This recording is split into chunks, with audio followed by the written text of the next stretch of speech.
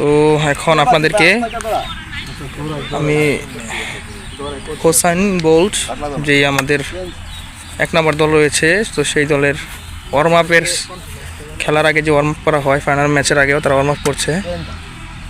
তো সেইখানে আমরা আছি। তো দেখতে পাচ্ছেন দলীয় ক্যাপ্টেন রনি সে আছে।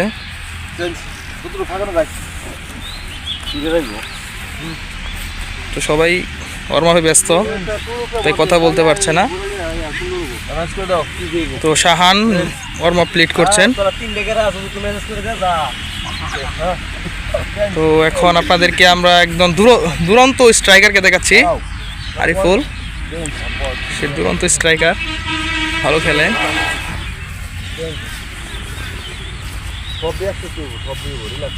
সোহাগ ভাই সে অনেক দ্রুত শট করতে পারেন।